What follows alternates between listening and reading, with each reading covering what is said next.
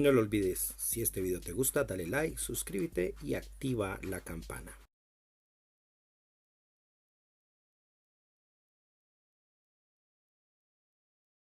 Bienvenidos una vez más a estos jueves temáticos de Pablo y sus mundos.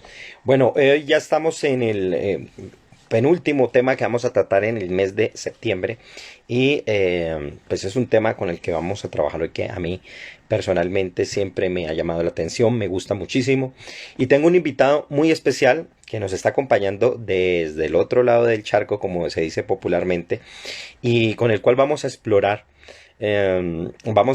una temática tan importante. A mí por lo menos me gusta y sé que a muchas personas también, sobre todo por lo urgente y lo necesario. Y además porque de algún modo, como hablaba con Israel Salasí, mi invitado de hoy, de esta noche, eh, es algo que ha venido, como bien me lo decía en un comentario en el WhatsApp, es una cantata de hace 2000 años en el que el asunto que tiene que ver con el arte, con la realidad, con la política, con nuestros entornos y lo que conforma nuestra realidad, pues el papel que juegan los artistas es importante. Como escritor, como persona que de algún modo tengo que estar rodeado o conocer personas que están dedicadas a este mundo, ya sean músicos, pintores, escultores o de cualquier tipo de arte al que se dediquen, veo el impacto que esto tiene en realidad y la exigencia que se le pide, que se le tiene al artista, sobre todo porque muchas veces se busca que se tenga o se deba tener un tipo de compromiso. Pero bueno, esto es un abrebocas porque lo importante va a venir con el invitado. No se olviden, este jueves temático, pues este mes ya va a acabar. La próxima semana estaremos con Eduardo Álvarez hablando de la ciencia ficción. Y él nos tiene cosas bien interesantes que decir. Y vienen otros temas para el mes de octubre. Por supuesto me pondré como a tono de Halloween y hablaré de uno de los temas que a mí siempre me ha gustado dentro de este mundo fantástico del terror. Y bueno, no es más, yo no quiero adelantar y además porque precisamente me da mucha pena con el invitado demorarme porque está haciendo un gesto tremendo y paso a invitarlo en este mismo momento para que siga y comencemos a hablar. Pues que bueno, en este momento se vayan sumando poco a poco y aquellos también saludar que no nos vayan a ver de manera, no nos vayan a ver en directo, sino en diferido y Ahora sí. recordarles, ¿cómo estás? Buenas, Pablo, ¿qué tal? Bien, muy bien. Aquí estamos a las 7 de la mañana, la llamada hora del diablo, ¿eh? Y no, la verdad es que muy bien. No, la verdad es que muy bien, sí, sí. Y bueno, la ventaja es que a mí me daba mucha pena contigo cuando te decía la hora, pero yo recuerdo que uno como escritor y como todo, tú eres escritor también y ahorita hablaré, te presentaré, pues uno generalmente es muy trasnochador. ¿Tú eres trasnochador, Israel? De vez en cuando sí, de vez en cuando sí. La verdad es que también me esfuerzo un poco a eso, a intentar escribir en determinados lapsos de tiempo que no son los míos habituales y creo que eso te da fuerza. Así que yo te digo, yo te lo agradezco igualmente porque la verdad es que aunque sea de noche, la verdad es que se agradece estar aquí hablando bueno, Sí, contigo, por ejemplo. y eso le decía a una amiga, me invitaron para una clase de un curso de antropología y le decía que a uno que siempre que lo inviten a hablar de algo que a uno le gusta, uno es emocionado, ¿no? Uno le Sí, es gusta eso. como que, exacto, como que uno ya dice, bueno, pues vamos a hablar y la verdad es que se agradece. O sea que muchas gracias, aunque sean las 3 de la mañana, no te preocupes que está todo bien. Bueno, perfecto. Bueno, yo quiero ver un poquitico de ti para que aquellos que no sepan, pues, quién es Israel Salassi. ¿Te estoy pronunciando bien tu apellido? Sí, Salassi, se las... Salassi. Salassi, sí, perfecto. Bueno, tú naciste en Girona, sí, en España, en un lugar que me llama mucho la atención, como lo definiste cuando me enviaste eso. Dices que es un barrio muy especial que se llama El Pueblo, porque está hacia la lejanía, pues hacia la parte exacto. lejana, ¿no? Creo que la occidental, Sí, según me describiste. Y bueno, estudiaste en la Universidad Autónoma de Barcelona y exacto. te especializaste en periodismo deportivo. Con razón, viendo tu Exacto. Instagram, me llamó la atención que tenías cosas de fútbol, de deporte, y decía, ve, qué interesante esta parte. Pero a la Sí, vez también, como toda persona, te dedicaste, me imagino, en medio de tus estudios también a acercarte a la literatura.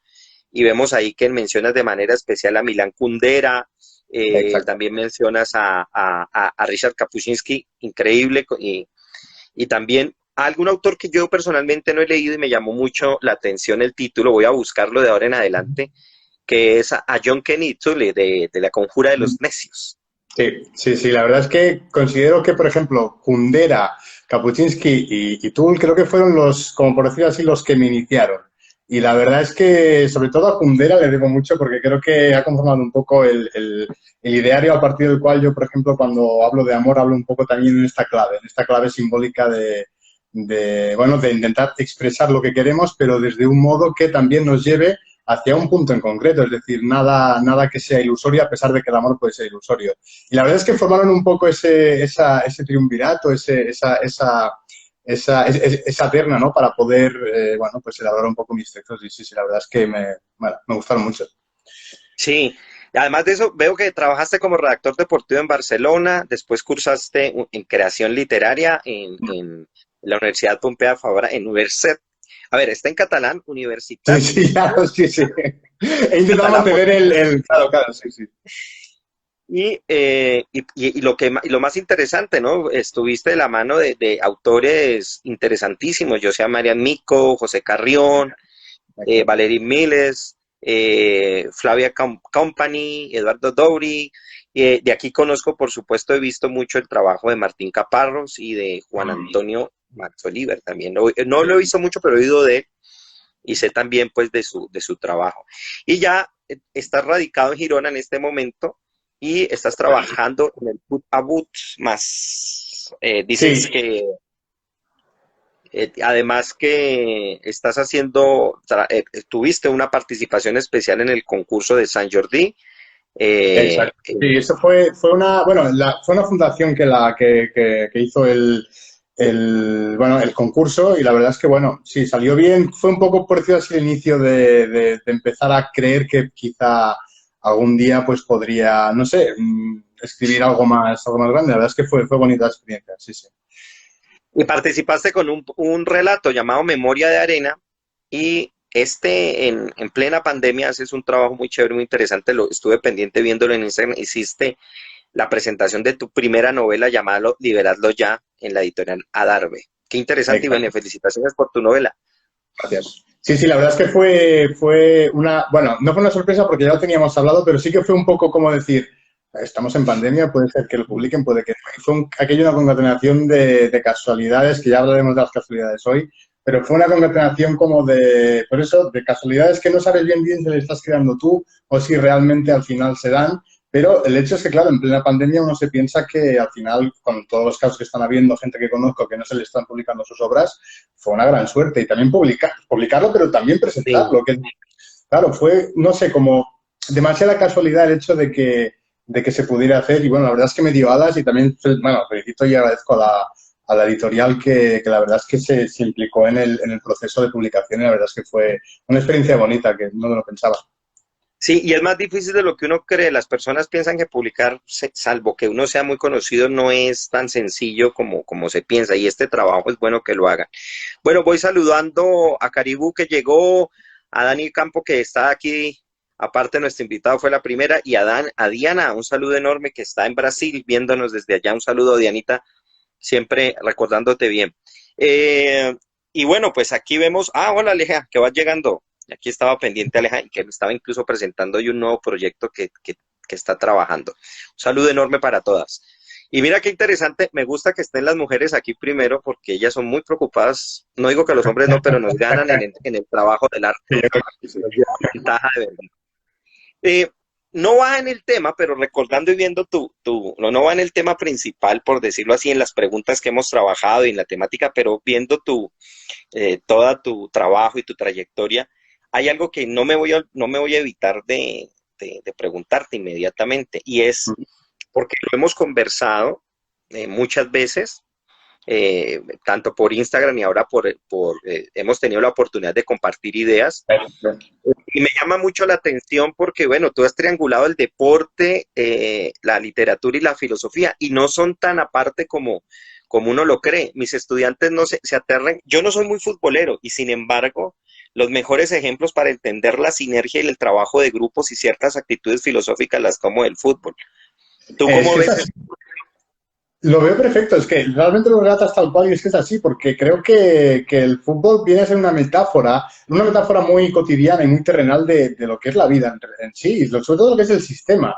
Cuando estuve trabajando como periodista deportivo vi que la concatenación de elementos que se transportan desde el fútbol en sí, desde el mundo del fútbol, que puedes pensar que es muy banal, pero todo que sea concatenación que se traslada al discurso del pueblo, del mundo y también a la realidad del sistema, a la metáfora de la vida en sí, dices, "Oh, es que es demasiado grande como para no adentrarse en él". Una vez que adentras ves que al final el fútbol es como otra de esas cosas de la vida que se dan en píldora, pero que al final es un poco la realidad del todo, que hay siempre, pues, quien lo merece gana y quien no, no, pero claro, siempre hay algo más. Siempre hay bueno, una esfera política que lo rodea todo. Y en ese sentido Sí, creo que, claro, creo que hay un componente que sí que es importante recalcar, que yo creo que está todo concatenado, como dices tú. sí, y es interesante porque uno, vuelvo y te digo, no soy muy futbolero, pero me encanta ver, yo veo es los goles de la fecha. A mí no me Vale. importa quién haya hecho el gol, pero me gusta ver cómo, yo veo muchas veces una obra de arte en el trabajo, en ver cómo patearon, en Exacto, ver cómo llegó, exacto. es increíble, es Exacto, y es increíble. arte también, puede verse como arte, sí, sí, tal Sí, cual. sí, en efecto. Y hay todo un arte dedicado al fútbol, de hecho, ¿no? Gente que se ha dedicado en la pintura, en la música, en la Exacto. literatura. Recuerdo mucho, Ah, por ejemplo, a Benedetti. Benedetti tiene, de hecho, un libro que se llama El sí, césped, que es buenísimo, que, claro, al final te explica es un cuento, bueno, bastante extenso, por decirlo así, dentro del conjunto de relatos, y la verdad es que relata muy bien la realidad del fútbol ahí, al menos en Uruguay. Creo que es muy y, palpable. pues es una zona demasiado futbolera, toda esta zona de entre Sí, Uruguay y Argentina, y pues están selección, sí. dedicados mucho a eso.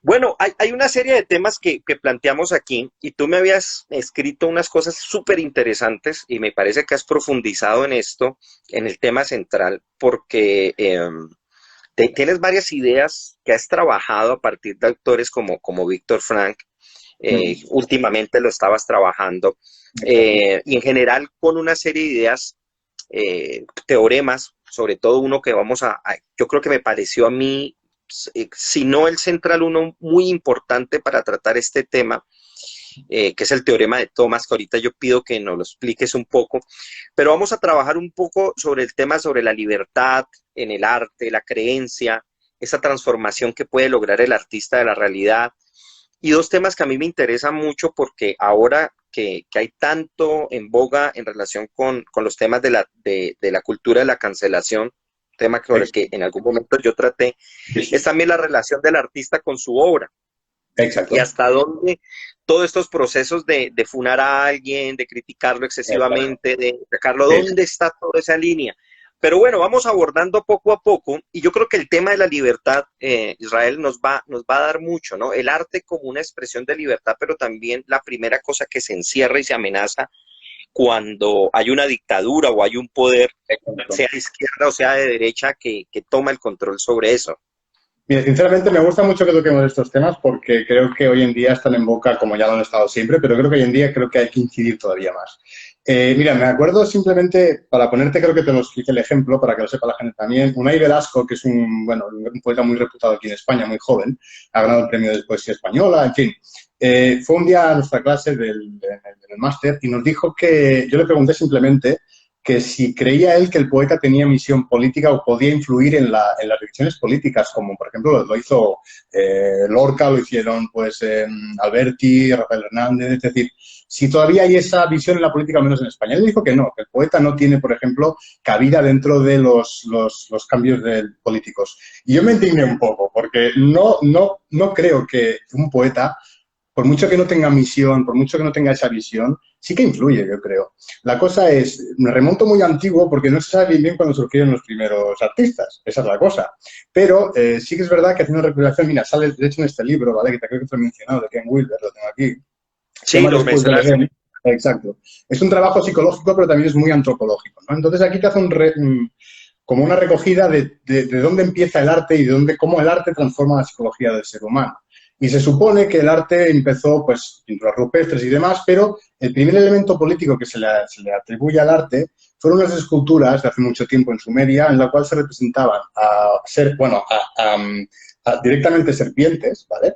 que eran atribuidos a los dioses de la época. Entonces a esa gente se les cortaba la mano o se la ejecutaba directamente, ¿no? Porque era una representación de los supuestos reyes. Aquí empezó un poco la persecución, pero hace muchísimos años, ¿vale?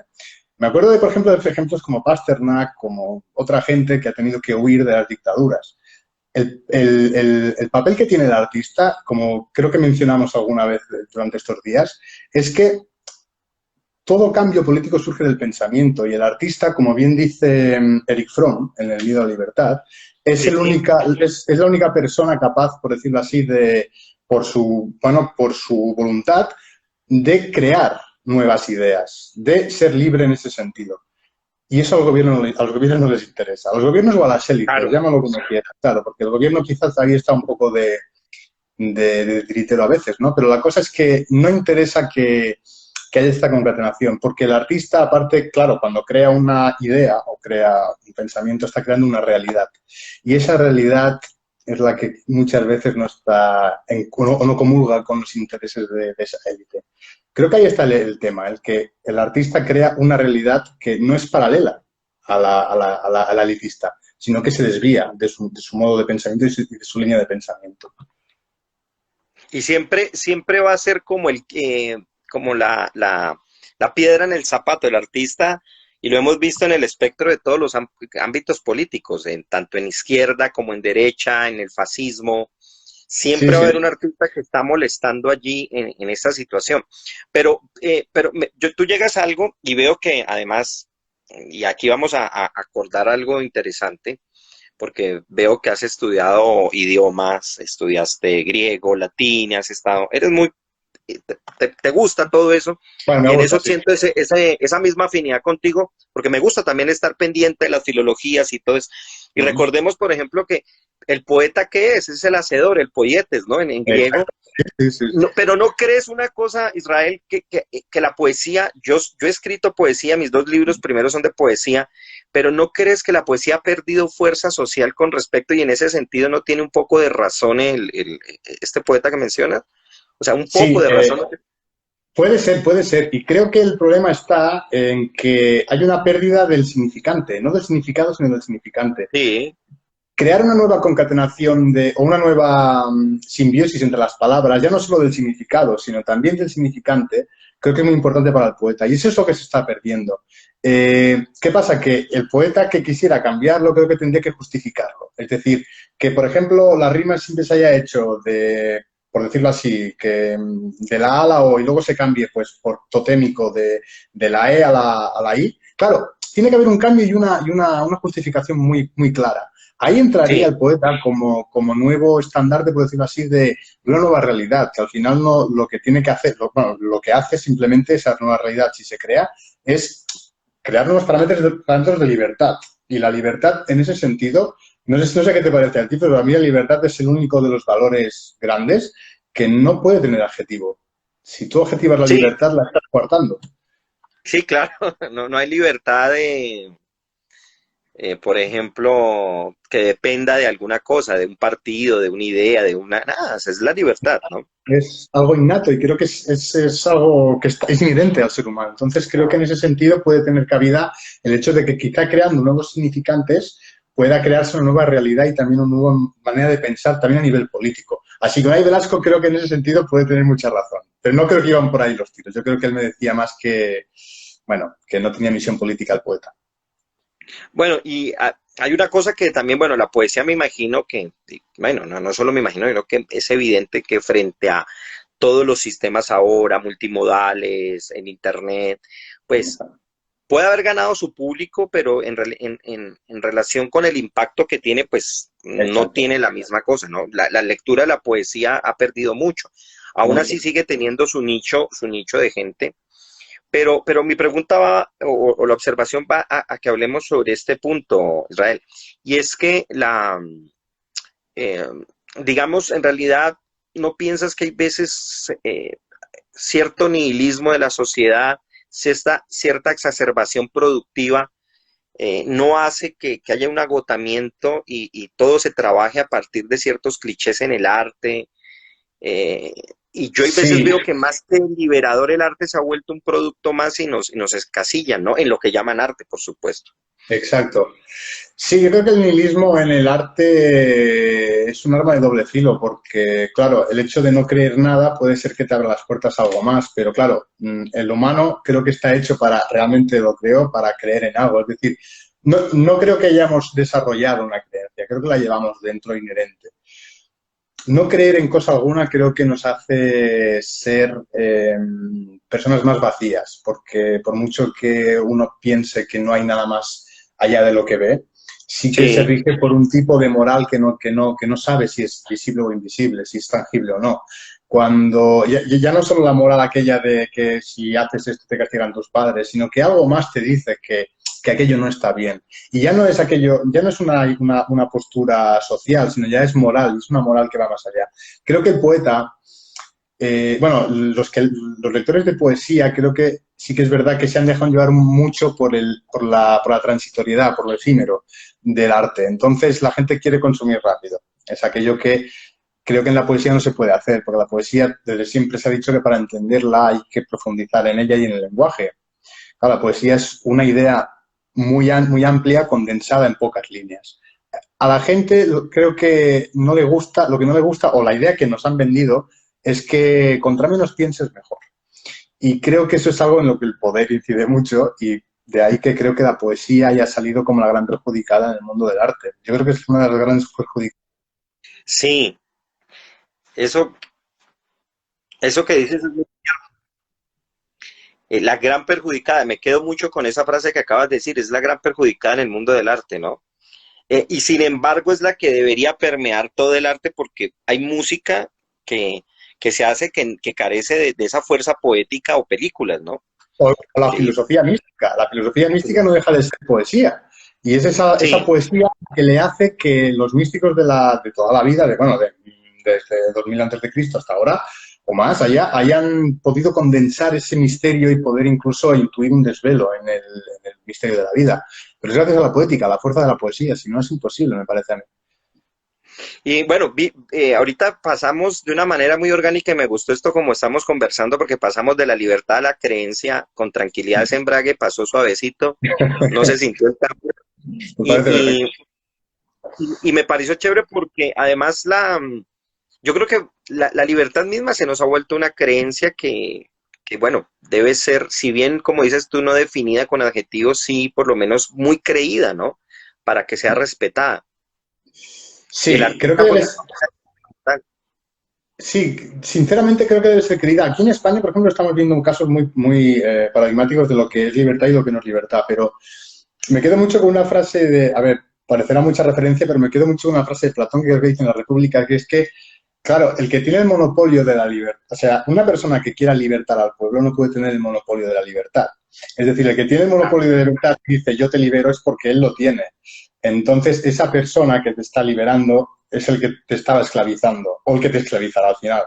Entonces, claro, la libertad sí que es un constructo que creo que nace del pueblo o de la inherencia del ser humano que en conjunto y en sociedad, bueno, en grupo, en el pueblo, al final emerge como una necesidad básica y tan básica como el agua que bebemos.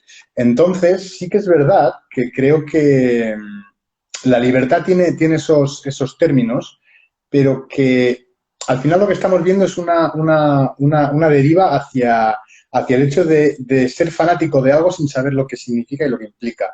Sí que es verdad que no se puede, creo yo que no se puede adjetivar la libertad, pero sí que hay que ser consciente de que la libertad sin responsabilidad no sirve de mucho, es decir, o no sirve de Sí, casi cosa alguna. Claro, podríamos decir que la libertad cabe todo, pero sabemos que no es así. bueno, pero hay otro punto, y es que tal vez aquí en Colombia se han presentado casos donde la gente reacciona frente a la opinión de determinado, no sé si decirle artistas, pero por lo menos cierto producto que implica arte, Uh -huh. cantantes, no sé, escritores, y el problema es muchas veces hacer que ese artista realmente no me desilusione por el hecho de que no comulgue con las ideas que son las mías, ¿no? Porque es que ha habido artistas que se afilian también a los poderes, a los poderes de turno. Sí. Yo creo que mucha gente me parece que se desilusionaba mucho cuando veían la historia un poco de Dalí y la polémica que hay en torno a si era o no monarquista y todo esto. Totalmente. Y ahí nos vamos a ir al tema un poco, me estoy adelantando, pero es un poco la relación del artista con la obra. Pero tú dijiste algo importante y es que cuando lo comentábamos en el WhatsApp, y es que hay como una exigencia que al artista de que tiene que afiliarse a mi idea, ¿no? A mi ideología, como si fuera una Exacto. obligación de ello. Sí, y creo que eso es casi mm, una de los pilares casi del marketing. Yo creo que no es del arte, es del marketing, Ajá, del querer, el querer vivir del arte al final lo que te implica es que tienes que comulgar con una idea que ni sabes si va a comulgar, ni sabes que esa persona va a tener cierta afiliación contigo. Y al final es eso, o eres libre y creas algo no con la esperanza, pero sí con el ímpetu de crear algo que pueda innovar. O creo que te conviertes en el tipo de arte que, por ejemplo, estaría haciendo Dan Brown, con todos mis respetos a Dan Brown, pero que al final no deja de ser un arte muy masticado y muy comercial, que es el arte hecho para vender. Entonces, claro, eh, en este sentido sí, creo que podríamos caer un poco en eso, pero creo que el hecho de crear implica eso, implica que tengamos que esforzarnos o forzar nosotros mismos esa creación para ver si puede. Pero esos son casuales, creo que simplemente hay que tener suerte también. También hay que buscarla, pero hay que tener suerte. sí, hay que tener suerte y yo creo que uno con los artistas tiene yo le llamaría como una suerte de empate estético, no sé quién le agrada frente a eso y que uno cuadra como estéticamente con ellos y hay Exacto. otros que pues no te dicen. Sí, me acuerdo mucho de los casos, hay varios casos. El caso de Borges, por ejemplo, que Borges Sí, era, claro, una persona que era, cuando empezó casi, podemos decir que era de izquierdas y luego se pasó cambió de bando. Me acuerdo también de Vargas Llosa, que aquí en España es famoso porque también se casó con Isabel Presley, me parece, bueno, en fin. También ha cambiado mucho el hecho de que esos autores, cuando, por ejemplo, Vargas Llosa, por ejemplo, en el primer, bueno, no sé si era Los Cachorros, me parece que era, que hablaba sí, mucho bueno, del ámbito militar en el que se crió. Claro, todas las injusticias que habían en su infancia, ¿no? Claro, es como, ¿cómo puede una persona cambiar de un bando a otro? No sé si es que su realidad en sí se ha visto modificada o transmutada porque ha accedido a esas comodidades y ha dicho, vale, aquí estoy bien, ¿no? Pero no sé hasta qué punto eso es realmente un telos del arte, es decir, no sé hasta qué punto cuando uno vive del arte se puede llegar a contaminar o no de esas ideas, o de incluso ir a lo contrario de lo que, para lo que empezó. Claro, eso ya no lo sé. pero lo interesante y que a veces la crítica no se da cuenta es que pues el arte igual no se pierde, o sea, Vargas Llosa siguió escribiendo con o mejor calidad que cuando Claro, fue. Claro, porque ha madurado como escritor. Y eso exacto. es lo que a veces no vemos, ¿no? A veces sí, a veces, y también creo que hay que ponerse un poco en la piel de la evolución del propio artista, eso sí que es cierto, o sea, el artista al final evoluciona y sí que es verdad que no podemos pretender pensar que hay un momento en el cual el artista tiene que seguir fiel a esas ideas. La vida es constante cambio, la vida es constante mutación. Sí que es verdad que puedes cambiar un poco, pero soy un poco idealista en ese sentido, de que cuando tus raíces son profundas y saben de dónde vienen, creo que tu obligación moral o casi tu naturaleza te tendría que impedir pasarte al otro bando. Eso sí que lo creo. Sí. No me ha tocado todavía, pero creo que, mira, yo creo que eso tiene que ser así. Eso es un... Israel, bueno, vamos viendo aquí porque este tema es súper interesante el del autor con relación a su obra, pero no me lo quiero pasar porque hay un punto que ya te pregunté y yo creo que nos va a ayudar mucho a hacer ese paso. Y tú me hablabas y yo encontré gracias a ti ese concepto, no lo había visto así. Y quiero que nos expliques un poco de el factor y el papel que juega aquí el teorema de Thomas, sobre todo por tratar eso de la transformación de la realidad. Me pareció interesantísimo, lo estuve leyendo con cuidado y yo creo que en últimas el artista está aplicando constantemente en su obra ese tipo de, este teorema, sí. Muchas Exacto. veces sin saberlo, ¿no? Sí, sí, es como, seguro que tú lo has visto también como poeta, que es el hecho de, el teorema de Thomas lo que explica simplemente es que cuando una persona cree firmemente en sus causas, las consecuencias de los efectos serán reales en su percepción, pero es que serán reales. Es decir, una persona que cree que está creando algo, ¿vale? Y que lo cree firmemente y aparte tiene sus causas bien determinadas, todo lo que se concatene a partir de esa causa será real y será percibida como real. Entonces, en ese sentido, juega mucho el mito de Pigmalión, por ejemplo, que es muy curioso, porque al final sabes que los mitos, ya lo sabes, explican procesos casi psicológicos bueno, de la psique humana, ¿no? Claro, el mito de Pigmalión es muy paradigmático porque, claro, el rey de Chipre esculpe a Galatea, que es, bueno, una escultura muy bonita, una diosa, una mujer muy bella, se enamora tanto de ella que al final Afrodita viene y dice, vale, le voy a insuflar vida y como tú, como deber, tendrás que protegerla de los magos, ¿no? Claro, Chipre, Pigmalión estaba soltero, era rey de Chipre, pero soltero. Entonces, claro, en este sentido fue la devoción que le puso a su obra la que condicionó que al final viniera la diosa y la hiciera real. Con la realidad, y yo lo he experimentado, pasa más o menos lo mismo. Y es algo que he comprobado, Paulo, porque creo que te lo decía, pero hay una frase de Natalie, espera que te explique, bueno, hay una frase que dice que el escritor vive sobre dos veces. Yo creo que son tres, es lo que te decía. Creo que la vive una vez, la está conceptuando, otra vez, una vez se hace pública, la vuelve a vivir, pero luego, en su esfera personal, es capaz de concatenar esas situaciones que ha escrito. Yo eso lo he visto y la verdad es que es muy curioso cómo opera la realidad y cómo una vez estás creando, seguro que te ha pasado, te vienen concatenaciones o sincronías Sí. de aquello que está... Es que es total, claro. En fin, hay conceptos tribales de toda la vida que dicen que eso es o casi una llamada de que estás por buen camino. Viene a ver, tiene como un componente también psicológico. Y es que es eso, yo creo que lo que viene a decir Thomas es que si tienes firmeza, aquello que me parece que Jesucristo le llamaba el emuná, que de ahí sale la palabra y el concepto de fe, si tú tienes emuná y tú estás firmemente en tu creencia, creas la realidad al final a partir de esa firmeza. Creo que eso es el artista, eso es el hecho de poder crear tu realidad, lo que debería también preocuparte como artista, es decir, voy a crear una realidad que realmente favorezca a mí y a los demás. Ahí está el problema, que somos una sociedad y a veces... De hecho, y a- aprovechando ahorita que hablas de crear la realidad, de hablas de la fe, de la emuná y todo esto, y aprovechando el tema que viene, me recordaste una cosa, y es que, eh, digamos, en el caso, cuando hay veces la creencia se puede volver omnímoda y termina Exacto. atrapando a alguien. Recuerdo que, por ejemplo, uno de los grandes, o por lo menos un escritor muy popular en su momento de ciencia ficción, era el autor o el que inició el grupo de la cienciología. Él escribía relatos de ciencia ficción hasta que hizo un relato que él mismo se creyó y se creyeron los demás. Exacto. Sí, sí, Son sí, sí. creíbles.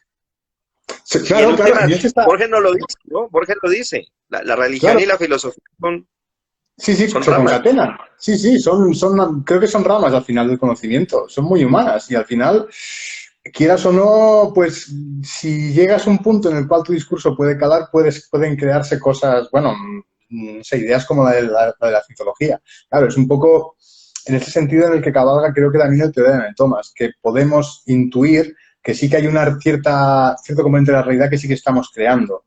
Eh, ¿Hasta qué punto? No lo sé, porque es verdad que venimos determinados desde pequeños, porque nos abocan el contenido de la realidad, lo que es bueno, lo que es malo, nuestros padres, nuestros profesores, etcétera.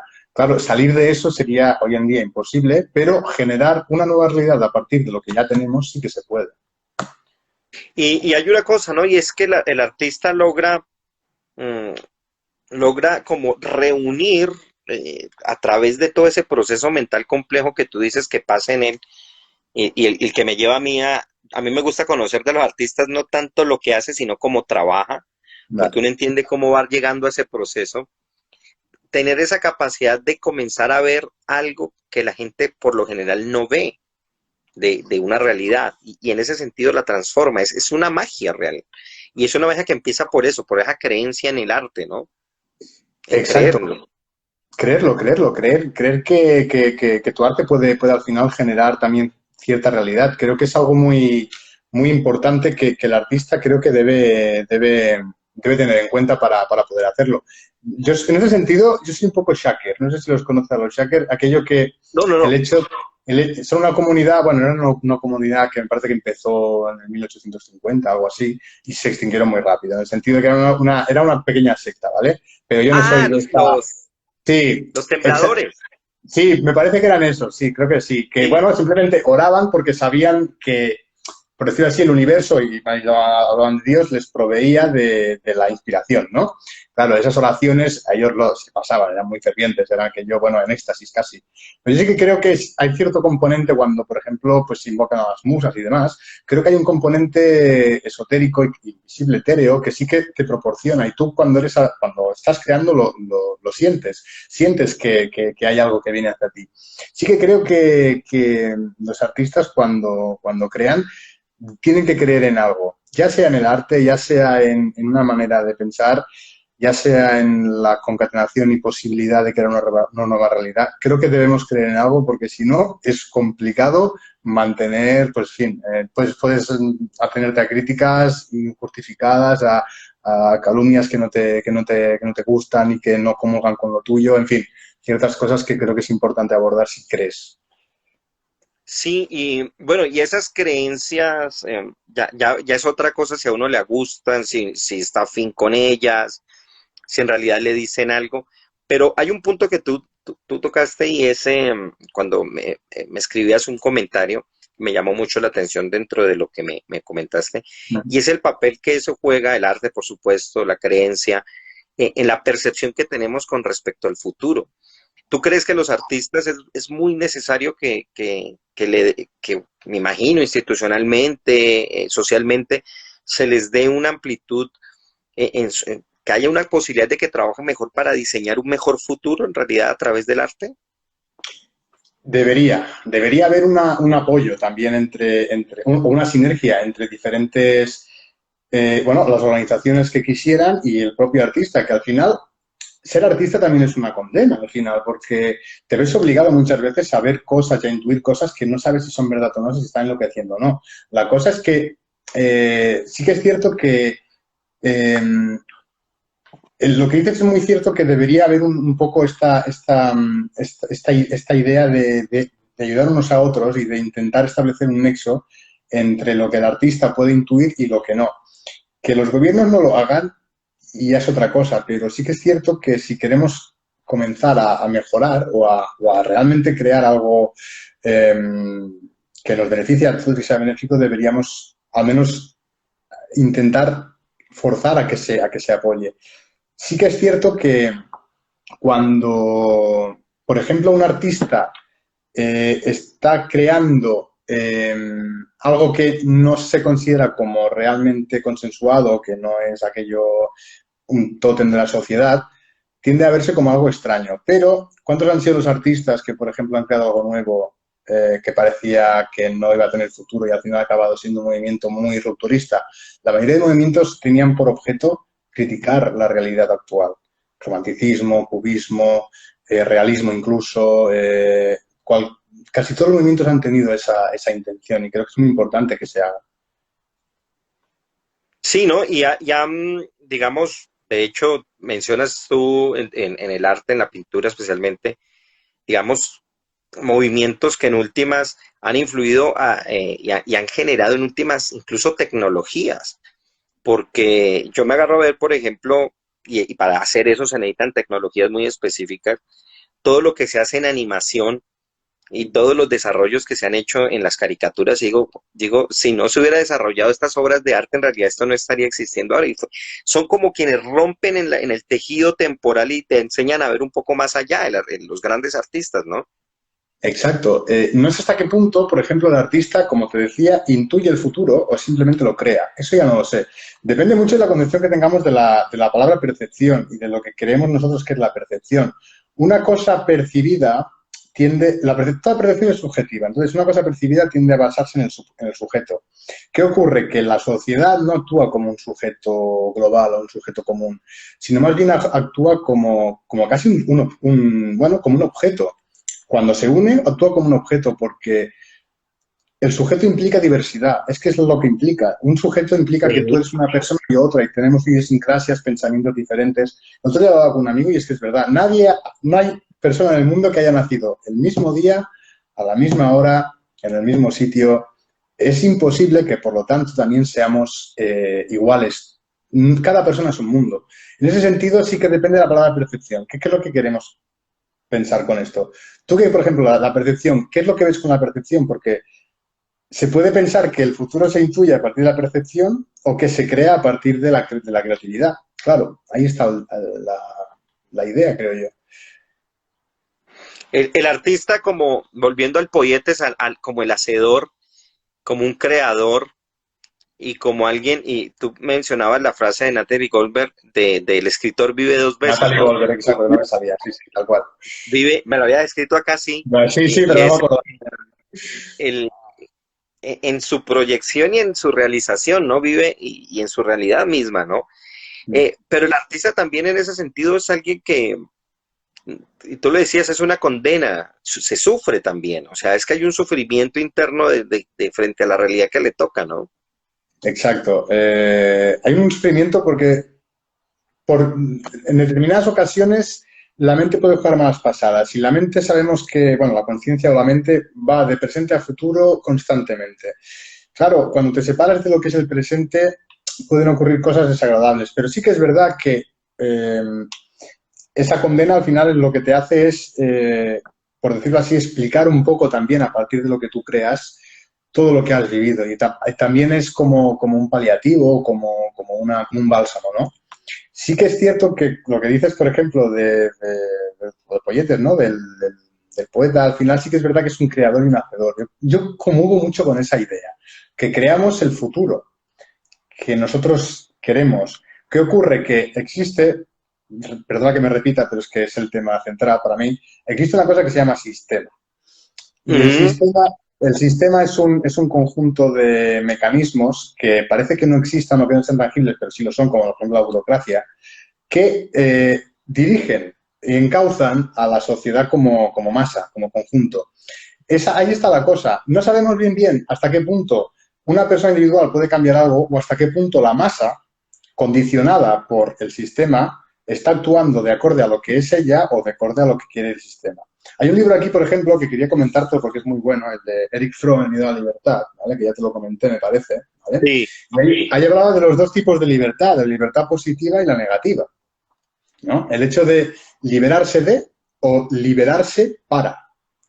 El liberarse para algo es positivo porque suma. Al final, tú estás generando una libertad de algo, pero para algo. Es decir, estás creando libertades que sumen. Eso es lo importante. Y eso es lo que dice, por ejemplo, Fromm, que el artista es lo que es libre de manera positiva porque es capaz de eso, de crear su futuro y su propio yo, que es lo que nos cuesta. claro, y esa libertad en realidad no se vuelve en abstracto, sino que tiene un anclaje con la realidad, ¿no? O sea, está anclada esa libertad para, ¿no? O sea, soy libre, pero para ayudar a otros, soy Exacto. libre, pero para, porque Incluso esa nos libertad, liberamos, ¿sí? no, digo, incluso esa libertad puede ser un motivo mismo para hacer otras cosas.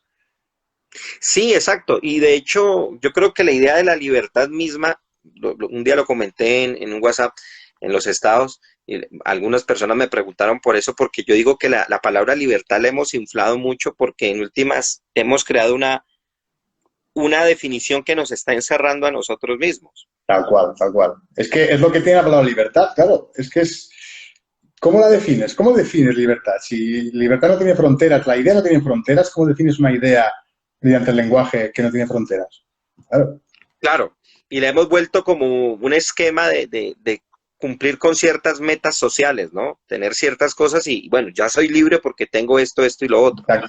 En realidad, uno encuentra que hay gente tremendamente vacía que ha tenido esos logros, ¿no? Que ha alcanzado esas cosas y a pesar de eso se encuentran sin nada. Exacto. Esta Es un inconstancia. poco, sí, sí, es un poco esa la dinámica. Aquí, por ejemplo, From, lo que dices que, de vuelta al tema si quieres, es que, claro, cuando tú tienes libertad positiva, libertad para hacer algo, tienes un abanico completo, abierto. Tienes un mar delante de ti. De hecho, el mar siempre ha simbolizado para los poetas de toda la vida la libertad, porque es el agua sin fin, ¿no? Es el horizonte que se funde con el cielo. Claro, esa idea de la libertad a mí es la que me representa, por decirlo así. Esa idea de, creo que era Fernando Birri, si no recuerdo mal, ¿vale? Si no recuerdo mal, ¿eh? Sí. Que para él la utopía no era un estado perfecto, sino era saber que nunca vas, o sea, estar en un navío yendo hacia el horizonte, donde está el sol, sabiendo que nunca vas a llegar, pero que aún así sabes que es lo mejor, que es a donde has de ir y a donde tienes que llegar. Claro, parece que se ha instaurado ese conjunto de creencias de que la libertad, por mucho que sea positiva, tiene que alcanzar ese estado perfecto del ser humano. Hacia ahí vamos, me parece a mí, Pablo. ¿Qué pasa? Que para mí ese movimiento no se hace bueno, en horizontal, o sea, mirando al horizonte, sino que se tiene que hacer en vertical. Y se tiene que hacer en vertical, cada uno creyendo en lo que crea, pero creo que debería ser apoyándonos en algo. El punto de anclaje es muy importante, me parece. Bueno, Israel, hemos llegado aquí a tres cosas interesantes y es que podemos decirlo casi que, no sé si axiomáticamente, pero definir unas cosas y es que el artista debe ser alguien libre, que entienda la libertad y que la Exacto. amplíe sobre todo. Debe ser alguien que en realidad crea en lo que hace Ujú. y que sea un transformador, no solo que crea sus cosas, que crea y cree sus cosas, sino que transforme constantemente eso.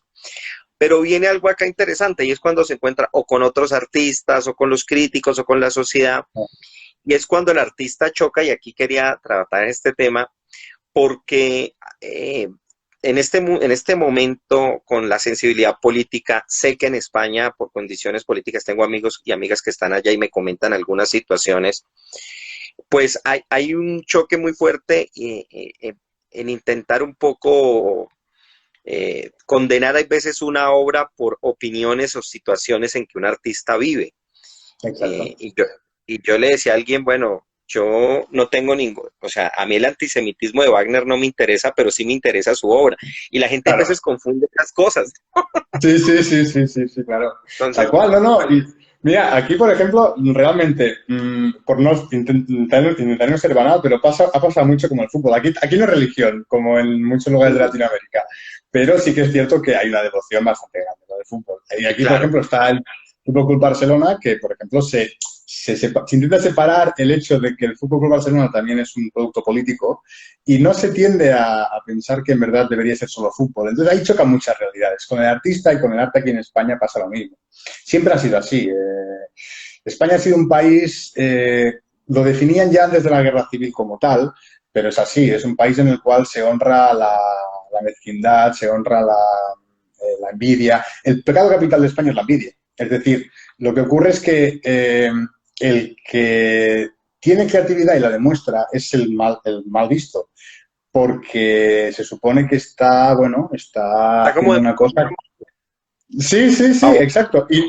Exacto. Y no sé si es que aquí somos, por decirlo así, o hay tal esclavitud subconsciente que el hecho de que una persona piense aquí en España que está siendo creativo tenga que recibir tantas críticas por simplemente eso. En Estados Unidos no, en Estados Unidos tú levantas la mano, miras cuánta gente dice en una clase si es creativo o no y te levantan 20 de 30.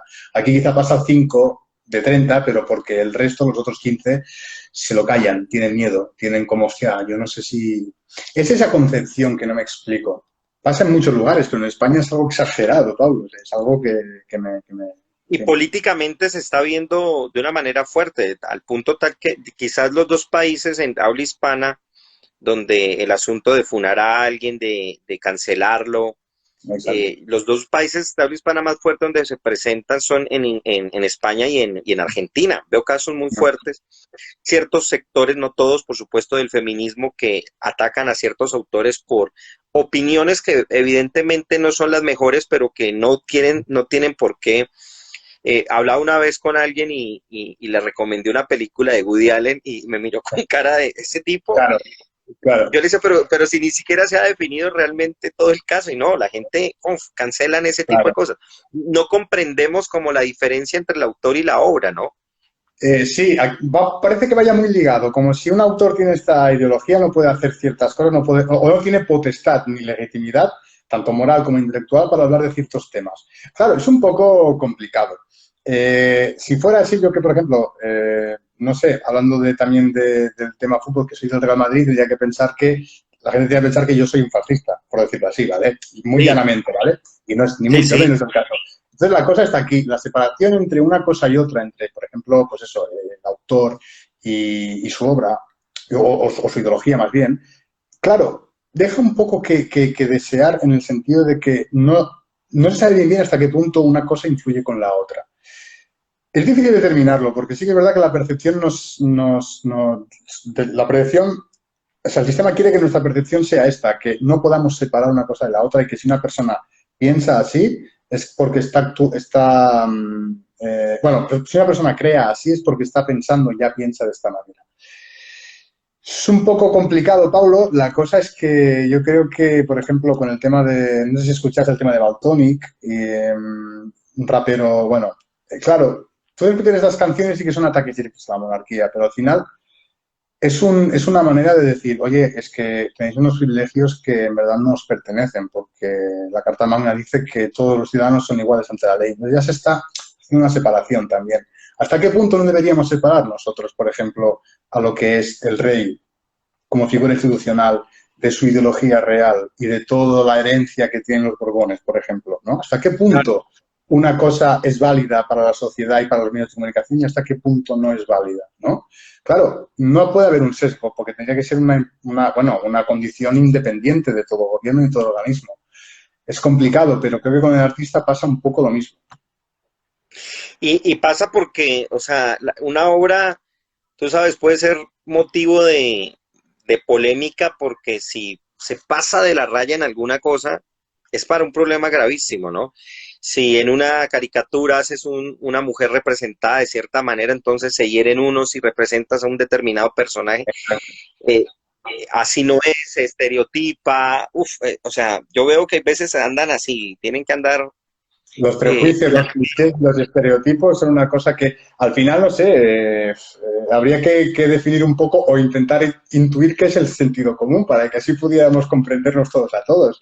Pero claro, claro, por ejemplo, no sé, no he visto de qué trata exactamente tu novela, pero me imagino que también al crear los personajes tienes que pensar muy bueno qué van a decir, qué no van a decir, a qué público le quiero llegar en últimas, pero sin perder uno también qué es lo que quiero yo expresar. esta es la cosa. Sí, sí, no puedes. A ver, uno podría caer en el hecho de crear un personaje que sea totalmente contrario a sus ideas. ¿Hasta qué punto también el artista no se estaría contaminando a él mismo y hacerse la zancadilla? Es un Claro, ejercicio interesante. Sí, es interesante porque creo que al final puede revelar muchas cosas de lo que tú eres como persona y de lo que crees, ¿no? Pero claro, por ejemplo, con el tema del feminismo, a ver, yo estoy muy a favor de apoyar a la causa, pero desde la lejanía, que sean las mujeres bueno, las ujú, que creen su realidad, que es la que tienen que vivir al final, ¿no? Entonces, claro, yo me pongo en la tesitura de una mujer que conozco muchos casos y algunos cercanos de pues eso, violaciones y demás, y ostras, ¿cómo no se la crea la persona? Pues porque hay un mecanismo y ha habido un engranaje detrás que al final las ha hecho parecer a ojos de la sociedad como mentirosas, como farsantes, como aprovechadas. Lo que poca gente, bueno, hay mucha gente que no sabe que es que, por ejemplo, trataba el tema de Ken Wilber, por ejemplo, de este libro que te decía, después del Edén, y aquí se habla de que anteriormente, mucho atrás, las sociedades eran matriarcales y ocurría lo contrario, ¿vale? Entonces, claro, parece que sea una venganza del hombre contra la mujer, en verdad, por todo el arraigo, pero claro, no justifica la cosa, no justifica cosa alguna. Yo claro, soy de, claro. esta parte, de este parecer, ¿eh? Dejar que las mujeres hagan, apoyarles cuando me lo pidan, pero desde la lejanía de momento. Y es esa imposibilidad de pensar que el otro, especialmente el artista, pueda tomar su propia decisión frente a este tipo de opiniones, ¿no? Y decirle, es como exigirle, tienes que estar siempre del lado mío, porque, o de mi ideología, cuando en realidad pues es libre, ¿no? Hay personas que, por ejemplo, al oírte dirán, bueno, me parece que sí, que el hombre debe participar o no debe participar o debe estar alejado, pero el problema es que lo volvemos como rabia. Exacto, sí. El autor creo que Entonces, lo que le beneficiaría más sería, sí que explicar, la opinión es imposible en un libro, creo que es muy imposible en una novela no decirla, pero sí que, a ver, siempre hay un ejercicio de seducción si tú crees, hacia el autor, si tú crees que, hacia el lector, perdona, si tú crees que tu idea puede comulgar con un beneficio para los demás. Si mi idea no está beneficiando a los demás, lo pongo como antagonista, sinceramente, como la persona a la que no hay que seguir. Pero claro, sí que si crees que tu idea puede ser beneficiosa para todos, creo que está bien intentar seducir un poco al lector. Pero claro, claro. ¿hasta qué punto eso puede ser factible o viable? Claro. Claro. Bueno, Israel, una pregunta. No sé en casos concretos que tú hayas visto ahorita en España, que conozcas, que sepas, donde esta relación artista y obra y todo esto del tema de la cultura de la cancelación, pues hayan afectado. ¿Te has dado cuenta de algo? ¿Cómo está la movida ya en todo esto? Claro, la cultura de la cancelación. A ver, aquí hay los casos muy explícitos de, claro, autor y obra de realmente en cuanto a literatura y a poesía no conozco demasiado, que no tengo constancia al menos de actualmente haya un caso aquello que esté bastante en la sombra, ¿no? Sí que es verdad que hay, por ejemplo, casos de apropiación y demás en la literatura, por ejemplo, Fernández Mayo, me acuerdo que se llama, no me acuerdo cómo se llama ahora, pero hay autores que se han apropiado de otras obras que sí que han sido pues juzgados y demás, pero no es un caso de censura. La censura está muy aquí en España en cuanto sea algo muy directo. Cuando es algo muy directo, es que aquí tenemos la concepción de que, al menos no sé cómo pasa en Latinoamérica, pero cuando algo es muy directo es que Sí, es verdad, o que se dice la verdad, o que al menos se dice con palabras de verdad, con las palabras del sí. pueblo. Entonces, hablar con un argot muy intelectual está permitido y puedes criticar, pero hablar con un argot popular, aunque sea una obra intelectual fascinante, no. Entonces, claro, ahí está el caso. Se ve más, por ejemplo, en el rap. Eso sí que es verdad. O sea, es un ataque directo en ese tipo claro, y me imagino la forma. Me hiciste Claro. acordar hace muchos años, hubo un problema acá en Colombia, porque en una entrevista radial, y eso se puede oír en YouTube, en plena entrevista, voy a decirlo así textualmente, para que tenga el impacto. En ese momento entrevistan al polémico escritor de acá de Colombia, Fernando Vallejo, y le preguntan sobre el presidente de ese momento que era Pastrana, Andrés Pastrana. Y entonces dice alguien que lo está increpando, le dice, pero es que usted está incitando que hay que matar al presidente. Y él dice en su tono paisa, pero es que ese puta hay que matarlo. Dice así, o sea, en vivo. Claro. Entonces claro, el locutor dice, no, no, no, ya, señor, por favor. Vale, y Cálmese, sin ¿no? Claro. embargo, ese tipo de cosas gustan y sabemos que es totalmente incorrecto, ahí no hay filtro ninguno, Claro. pero de algún modo, por ser tan directo, y no es nada artístico, porque decir esas palabras no tiene nada, pero el impacto que logra venir de una persona, Exacto. eh, Creo que hay pues una eso, cosa. no, no notas que hay veces hay artistas, no sé, yo noto que estos grandes artistas, Charly García no, Charly García no, Fito Páez, y tenía una gran canción que hizo con Joaquín Sabina que se llamaba Si volvieran los dragones. Y hablan de los grandes artistas, te la recomiendo mucho pues, si la quieres oír, y habla de los grandes artistas y no sientes que, no sé si ahora falta ese ímpetu de esos artistas que ellos no les importaba, iban diciendo. Y si uno ve la historia de eran directos, ¿no? Sí, En yo creo esas que cosas no, falta ese ímpetu de que el artista se ponga con el pueblo y hable su mismo lenguaje, ¿vale? Y que lo transmita así. Creo que falta eso. De hecho, claro, creo que, de hecho, entronca muy bien con el tema que estamos tocando, que también es la conformación de la realidad. Creo que la realidad se articula mediante la palabra y al final es al conmovernos con ese discurso que se crea esa realidad. Ahora bien, me acuerdo mucho del lenguaje jurídico cuando, por ejemplo, estudiaba leyes en la universidad. Claro, el lenguaje jurídico es que es muy artificial, o sea, no tiene una linealidad, no tiene entendimiento casi, es algo muy enclausado. Claro, cuando tú encapsulas mucho una concepción, al final, ¿qué hace? Que cuando hablas estés hablando nada, estés hablando cosas que parece que no sean. Cuando te habla alguien del pueblo, dice, vale, pues sí, por ejemplo, hay ese hijo puta que matarlo, ¿no? Pues lo mismo, Sí, ¿no? Ese hecho de, vale, lo que te diría un jurista no es la misma manera de decírtelo, entonces el tono ya cambia. El problema está en el tono, creo yo, y el tono del pueblo es siempre directo, ahí está la clave. Y falta ese ímpetu, Pablo, yo creo que falta ese ímpetu también. pero las grandes obras son así, el Quijote ¿qué es? O sea, cuando hablan con Sancho es directo y estos y de Bueno, putas y tal. por ejemplo, cuando Dante Alighieri está en el infierno, bueno, claro, él pone a los papas cabeza abajo, él los desmembra, les dice que fue un... Lo dice en un lenguaje poético, pero se ve que Claro, dice... Claro, y dices, hostia, esa es la realidad al final, ¿no? no deja de tener esa agresividad y a la vez tener... Ahora, hay un punto y volviendo al principio. Yo por ahí tengo un escrito que apenas lo saque me van a odiar mis congéneres de aquí de cerca, porque le llamo el vuelo inconcluso de la poesía. Y yo creo Mm. que la poesía ha perdido esa imagen realmente fuerte y guerrera que originalmente tenía y Ahí le está hemos vuelto muy dulce. sí, sí. Yo también ¿No lo te pienso. parece que La poesía guerrillera, la poesía de trinchera, por decirlo así, es que es una sí, cosa que fascina. Fascina porque se puede, es, bueno, es musicable. O sea, es decir, me acuerdo mucho de Víctor Jara, por ejemplo, Víctor Jara, creo que era Eduardo Enigma, Aute. Exacto, creo que Eduardo ese Aute dato, también sí. tenía alguna reminiscencia, bueno, bastante política, ¿no? Claro, ese tipo de arte es el que en su momento es rupturista, es directo, pero es que toca la fibra del pueblo al final. Y creo que eso es lo que hace cambiar. Son mártires al final, esa gente también hay que decirlo. Al final han sido mártires, se ha visto.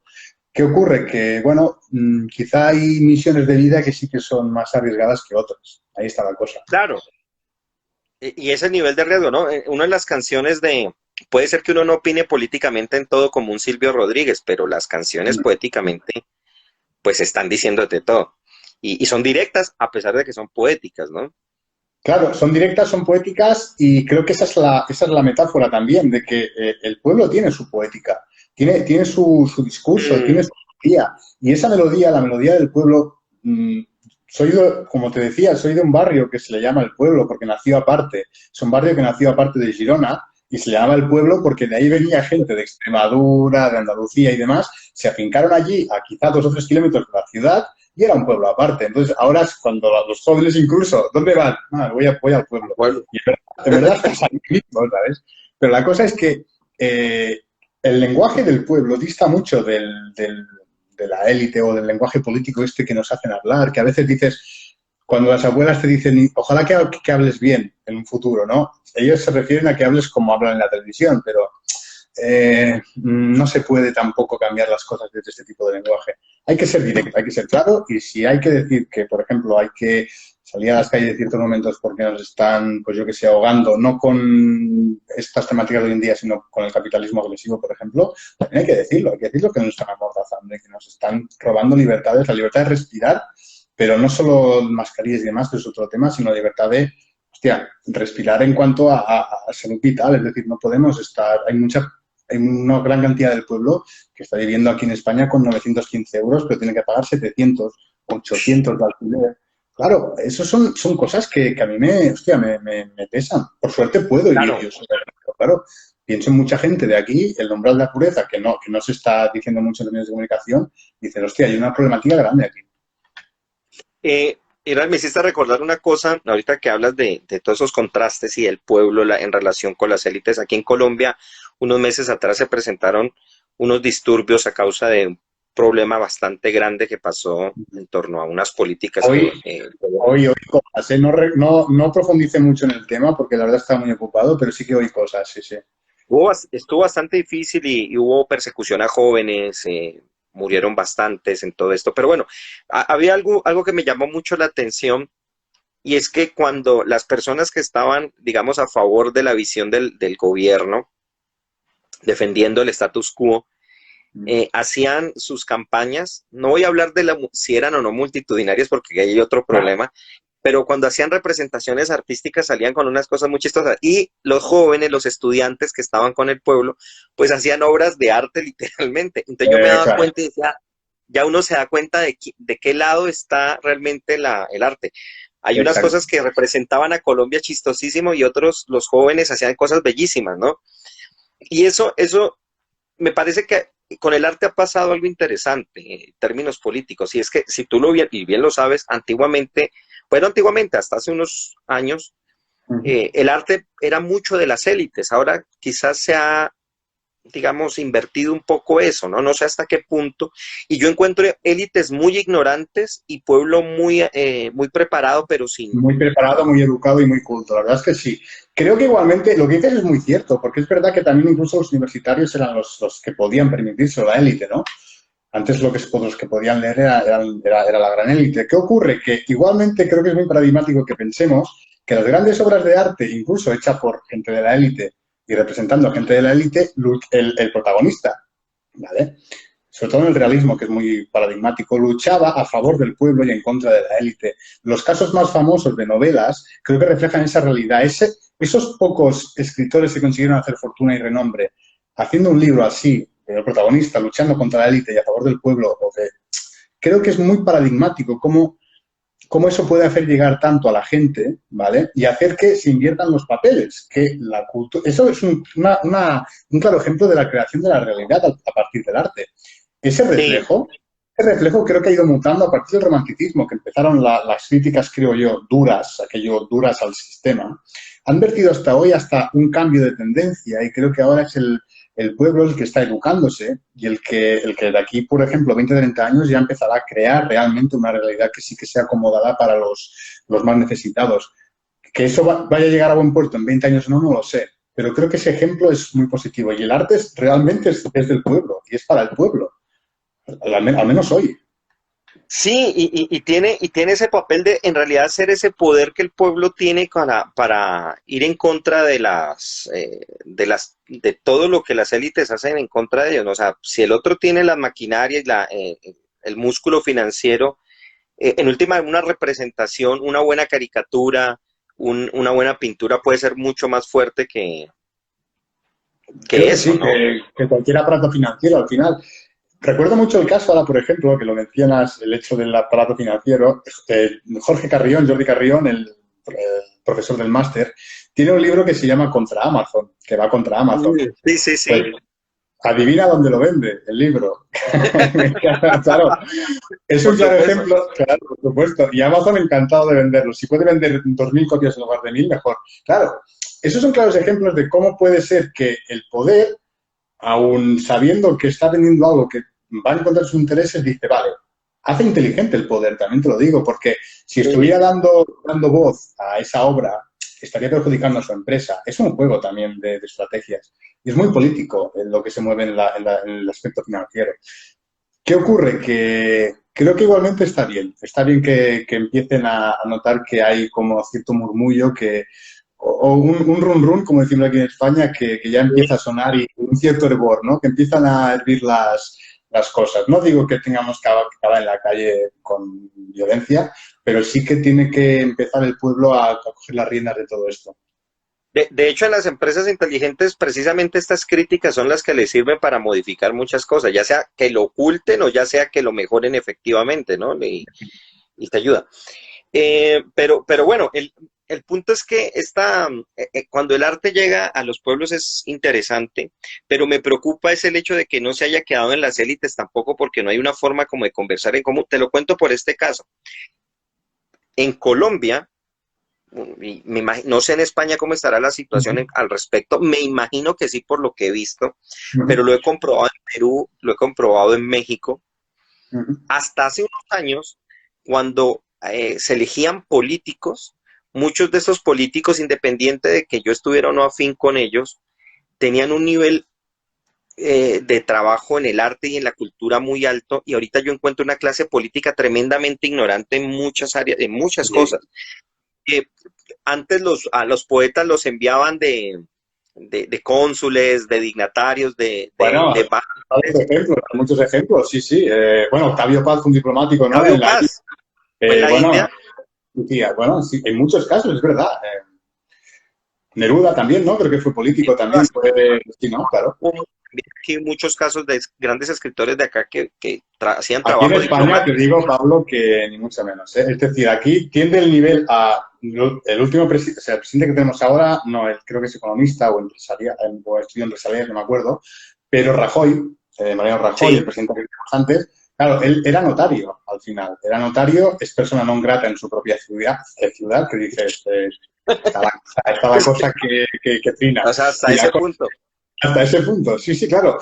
Y el nivel suele ser que al final los políticos, por mucho que no sean elegidos directamente a dedo desde un aparato invisible, son elegidos por ese tipo de meritocracia que han creado ellos, que es mediante favores, yo te hago, no sé qué. Teníamos, por ejemplo, el ministro de Cultura que tuvimos durante, de Sanidad que tuvimos durante la pandemia, era filósofo.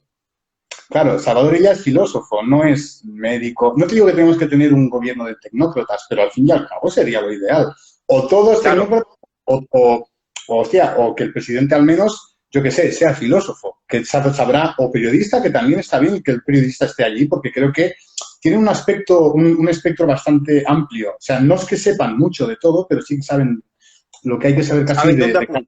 sí, tiene un punto de vista global o más periférico, omnidireccional. La cosa es que no es así. O sea que allí imagino que la evolución no será más grata que aquí, porque aquí, desde la época del caciquismo, que es el 1150 más o menos, vamos como siempre igual, a remolque de favores, de meritocracias que no existen y demás.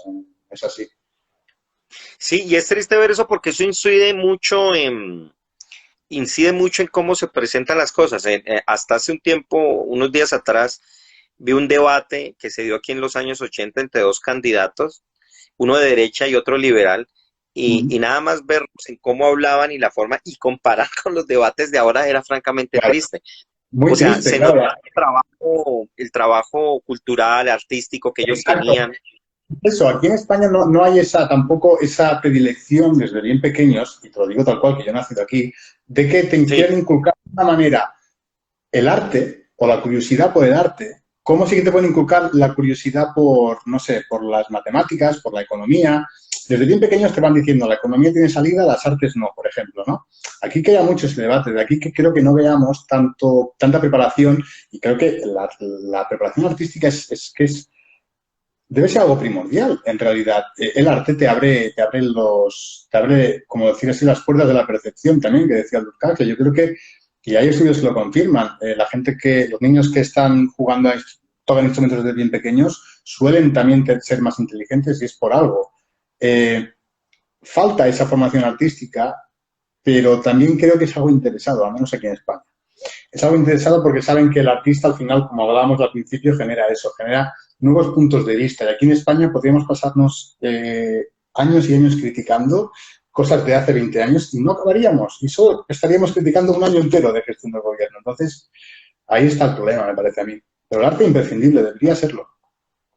claro, y en esa formación y sobre todo que se está perdiendo, no sé, veo que lo que se ganó en cierta generación, especialmente años 70, 60, ciertas luchas que se dieron, no sé si se está perdiendo, si se esté asimilando, pero también veo con preocupación que hay cierto facilismo y que, digamos, el arte complejo en muchas cosas se ha perdido, ¿no? Veía el otro día un youtuber mucho de español que comenta sobre obras de arte Uh -huh. y él critica mucho ciertas, lo que mencionabas ahora, cierta arte fácil, ciertos productos y resulta que pueden tener incluso mucho la tecnología, Uh -huh. ciertos elementos, pero como que no hay un contenido. Yo, por ejemplo, veo una herramienta tan increíble como es TikTok y yo no tengo tiempo, pero digo, es una herramienta tan increíble para contar cosas, contar, por ejemplo, poesía,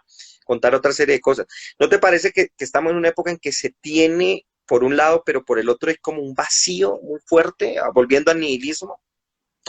Sí que hay un vacío muy fuerte. Y de hecho, creo que de eso se alimenta la propaganda en relación al consumidor. La propaganda va hacia lo efímero, hacia lo que se consume rápido y se puede comercializar todavía más rápido en grandes cantidades.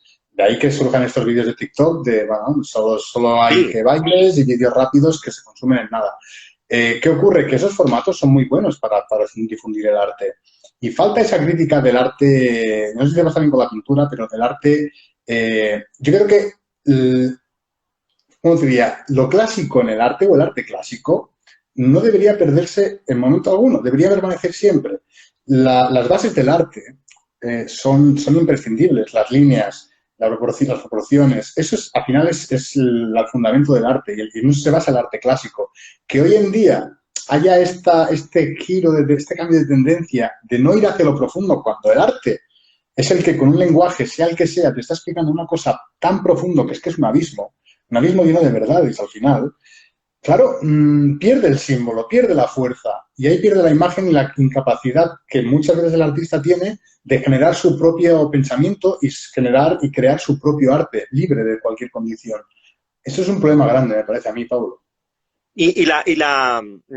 ese miedo a, digamos, a la profundidad, a ciertas complejidades, lo he visto en casos concretos, en varios tipos de arte donde, bueno, en la pintura no trabajan perspectiva, profundización, temáticas, no las exploran mucho y todo es por la velocidad, rápido. Me decía una vez un amigo músico, que él tenía un problema porque hay personas que como quieren responder a esta forma rápida y además porque hay una cuestión económica, Claro, hay obras grandes tipo Rachmaninoff, ya no hay quien las vaya a interpretar muy fácil en el futuro porque pues se necesita un grado de complejidad muy alto. exacto, exacto. Y creo que la complejidad en el arte no es... La complejidad en el arte creo que es necesaria, lo que no es necesario es la complicación. Y eso, Eso. eso ahí está. Cuando es complicado es un laberinto que parece que no tiene final. Pero lo complejo es un laberinto, pero que también te puede mostrar la vista cenital y verlo todo desde arriba y decir, vale, es complejo, pero puedo salir de aquí. Claro, la complicación esa es innecesaria, pero la complejidad creo que es totalmente imprescindible para que el arte sea al mismo tiempo, el ataque perfecto para que se pueda cambiar la realidad y que los poderes jueguen a lo suyo, pero que tampoco puedan desvelar la realidad de lo que estás diciendo, pero al mismo tiempo que el pueblo, que eso es espectacular, y yo lo he visto con este libro que escribí que publiqué el año pasado, el pueblo sí que entiende lo que yo quiero decir. Y eso es muy curioso, porque de un lado el pueblo está entendiendo lo que yo quiero decir, pero cuando hablo con una persona que sé que tiene muchos estudios, que tiene esta formación docta y demás, no está comprendiendo a dónde yo quiero llegar. Y es muy curioso el paralelismo que se hace entre una cosa y otra. Eso es cierto, hay veces uno, tal vez cuando se exagera en ciertas preparaciones, eso, tanto estudio a veces se le vuelve, son capas para no entender lo evidente, ¿no? Exacto, Pues, exacto. Ahí está, porque como es que, claro, creo muchas veces los eruditos intentan como destapar todas las capas cuando el del pueblo haría, pues con un cuchillo haría pam y llegaría hasta el centro, hasta el núcleo. Claro, ahí está la cosa. Creo que es más simple de lo que parece. me recuerda esto que dijiste a un profesor que él decía, yo para saber si un ensayo mío está bien, lo escribo, lo redacto y se lo paso a la señora que trabaja con él, a la empleada. Y cuando ella me dice, me gustó, digo, ya está bien escrito, decía. O sea, donde ella, Claro, que no tiene ninguna preparación, me dice, sí, le entiendo lo que me quiere decir, dice, ya, pues ya está, está sí, sí, cumplido, sí. Esa es se la cumplió cosa, la sí, sí. función que necesitaba. O sea, porque hay veces, claro, el error es pensar que la complejidad es difícil, ¿no? Que es algo que Exacto. no tiene nada que ver. Cuando ahí hay belleza y lo bonito precisamente del arte es que pueda relacionar muchas cosas, que pueda... eh. Ahora, dije, dos veces has mencionado algo que me llama la atención y yo quiero que, sobre todo porque ya nos estamos acercando al final y me gusta siempre que el invitado presente como su idea y su posición personal Vale. frente a todo el tema. Dos veces mencionaste algo que me llamó mucho la atención. Hablaste de mirar desde lo alto y, Ujú. um, y hacer esa visión más, no tanto horizontal, sino vertical. Perfecto. Eh, una pregunta muy sencilla. y nos llevaría a la siguiente cosa. Hablamos de que un artista es libre, tiene una creencia, transforma la realidad. ¿No crees también que el artista en realidad es una condición que nos eleva a ser artistas y por eso debería ser más amplio para todos? Es algo que nos eleva a todos como humanos? Sí, yo creo que sí, que es algo que nos eleva a todos. Te hablo, por ejemplo, de que el arte al final lo que hace es hacer que tú puedas mirar desde arriba. Porque creo que es un elemento o una particularidad tan humana que haya un ser en el universo que pueda crear obras de arte por el simple hecho de que no sabemos por qué creamos muchas veces, ¿vale? Que creo que al final lo que hace es que tú te cuestiones las cosas o la existencia del mundo o de la realidad desde tu mismo ser, pero también desde una parte que no comprendes. Y esa parte que no comprendes es la que, a través de la cual tú miras, está muy arriba esa parte. ¿Qué ocurre? Que, por ejemplo, la misión del artista es muy particular y eso es lo bonito, creo, del arte. Que cuando una persona toca el arte con profundidad, por mucho que triunfe o no, lo que ocurre es que al menos esos pequeños éxtasis que se dan tienden a elevarte como ser humano, no como personas, como ser humano, como un ser humano de la Tierra que eres. Entonces, eso es comparable creo, ¿vale? Creo, a esa pequeña envidia que podrían tener los dioses paganos que se hablaba siempre, ¿no? De por qué el humano si muere. Claro, en teoría los dioses Zeus lo decía, ¿no? Que le tenían envidia a los humanos porque eran mortales y los humanos a los dioses porque eran inmortales. Creo que esos éxtasis de arte que tenemos son como un acercamiento a esa divinidad que no comprendemos, pero que sabemos que está y que podemos ver con los ojos cuando nos elevamos desde ese punto cenital. La misión del artista, bueno, a mí, por ejemplo, me gusta mucho pensar que el artista es el creador de su propia vida. Es decir, que no hay mayor arte que el de crear tu vida. Si esa vida puede mejorar la de los demás, es ya el sumo. Eh, ¿Qué pasa? Que estamos cayendo en el hecho de que hoy en día no es así para mucha gente, que es crear para vender o por tener una vida más cómoda. Yo creo que la incomodidad del artista, vivir en incomodidad es necesario para el artista. Sin incomodidad no se puede prosperar, por decirlo así, o progresar. Sí, y eso es cierto, ¿no? Como la incomodidad en realidad nos lleva a ver más allá y a buscar unas nuevas cosas. Me hiciste pensar una cosa interesante, de pronto para más adelante una futura charla, y es un poco la relación entre el arte y la ciencia. Mm, Recuerdo porque Carl Sagan pues, en el libro y también en la mm, película refleja esto, en el momento en que la doctora Arroway ve una galaxia, se le mm. permiten ver los seres a partir de ese viaje que ella hace, ella dice algo muy bonito, dice, no tenían que haber enviado astronautas, tenían que haber enviado poetas para ver el viaje, ¿no? Para poder Claro, describir. Y a claro. veces falta mucho en la ciencia, en la educación, a mí me gusta mucho hablar de ciencia, pero yo Mm. noto que Carl Sagan quizás es uno de los autores que más hace eso, y es la necesidad de incluir el arte dentro de los procesos científicos, ¿no? Claro, creo que al final el que está enamorado de la ciencia también está enamorado del arte. Es decir, sabe que en la Sí, ciencia hay una belleza indescriptible. Es que no se puede describir bien. Y cada uno lo hará de su manera. Pero claro, es que es muy cierto. El hecho por ejemplo, pues cuando Carl Sagan dice eso, ¿no? Sí que hubiera sido un ejercicio más como útil para la humanidad. Porque es que es describir eso.